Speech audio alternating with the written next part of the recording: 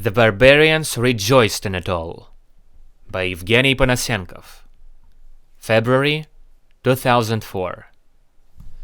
On January 25th, in the USA at the Golden Globe Awards ceremony, the movie Osama was named the best foreign language film. No, it is not about Bin Laden, but about an Afghan girl. Historian Evgeniy Ponasenkov views this event as a sign of America's decline, predicting a fate similar to that of the Roman Empire.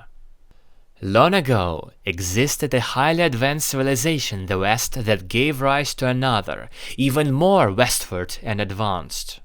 I'm talking about Greece, its great colonization, and the Roman Empire that emerged from it.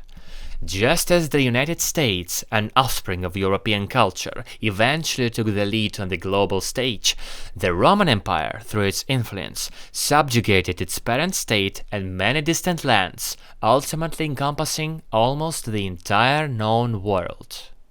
The empire's sophisticated legal system, now the foundation of modern American and European law, was implemented across all its territories, and its currency, the sesterce, became the equivalent of today's American dollar. The development of this unified legal framework made Latin the international language of its time. Roman standards of governance and housekeeping spread thoroughly throughout the empire. In this way, the former colonies surpassed the Greek states in both economic and military power, just as the United States outgrew its progenitor, England, and subsequently the whole of Europe. But in the middle of the 2nd century, irreversible economic processes began to unfold within the Roman Empire.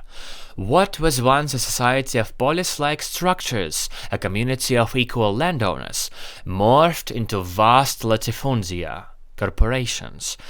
The foundation of democracy, the Senate, Congress, transformed into a single administrative body dominated by ancestral magnates. The empire was gripped by the disease of comfort, known in medicine as anhedonia, a malady whose symptoms are less dangerous than its cure.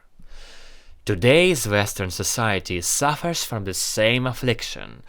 The superabundance of material goods and the tedium of existence drive some to seek solace in alcohol or drugs, while others, like the protagonist of the sensational film Fight Club, fantasize about destroying a world they perceive as too affluent for its own good. Overly refined societies have always proven weaker than those younger, more dynamic, and hungry for new opportunities. This was true for the city-states of Hellas before they were overrun by the Dorians, for the Egyptians and Romans, for Rus during the Mongol invasion, for North Africa and Spain under Arab rule in the early Middle Ages, and for Byzantium, conquered by the Turks.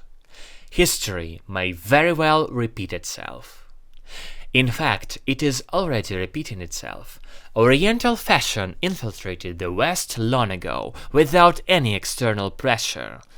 Every relatively large city in the USA, Europe, and even Russia has stores where the goods for sale are exclusively of Eastern, Chinese, Tibetan, or Indian manufacture. At film festivals, both American and European, films from North Africa or Asia are increasingly celebrated, with one recent example being the Golden Globe for Osama. Famous Western actors are converting to Buddhism or dabbling in Islam, both of which have become quite trendy. We are witnessing a clear attempt to understand and tame the barbarians by drawing closer to them. The Romans tried this too. The ancient historian Herodian described the barbarian influence attire of Emperor Caracalla. He grew especially fond of the Germans in those regions. He frequently put off the Roman cloak and donned German dress, appearing in the short, silver-embroidered cloaks which they customarily wear, augmented by a yellow wig with the locks arranged in the German style. Delighted with the emperor's antics, the barbarians became very fond of him. Yet, despite these efforts, it did not prevent them from eventually destroying the empire. Another form of Eastern expansion involves flooding Western countries with immigrants. Here they do not assimilate, maintaining their own traditions, while never hesitating to take full advantage of the benefits of their new citizenship. There are Chinatowns in the USA, Arab neighborhoods in France, and Turkish blocs in Germany. Just as Roman rulers created special councils to manage foreign diasporas within their borders, today, for instance, France had a special commission under the president dedicated to Arab affairs. These were the peaceful methods of expansion, but there are also aggressive practices which may seem modern despite being employed by the barbarians of yore. The ancient historian Procopius of Caesarea recounts. But I shall now tell you how Alaric captured Rome.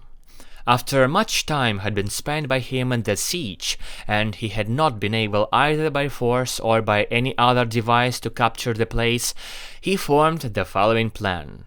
Among the youth in the army whose beards had not yet grown, but who had just come of age, he chose out 300 whom he knew to be of good birth and possessed of valor beyond their years, and told them secretly that he was about to make a present of them to certain of the patricians in Rome, pretending that they were slaves. And he instructed them that as soon as they got inside the houses of those men, they should display much gentleness and moderation, and serve them eagerly in whatever tasks should be laid upon them by their owners. And he further directed them that not long afterwards, on an appointed day at midday, when all those who were to be their masters would most likely be already asleep after their meal, they should all come to the gate called Salarian, and, with a sudden rush, kill the guards, who would have no previous knowledge of the plot, and open the gates as quickly as possible. And this is exactly what happened in 455. The city fell, and the barbarians, in fact, destroyed most of the great ancient buildings.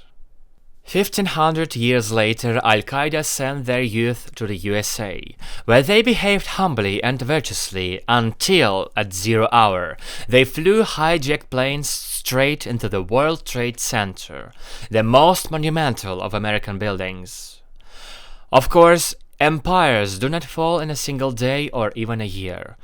For the Romans, it took 3.5 centuries of struggling against barbarian attacks and internal strife before the empire ceased to exist.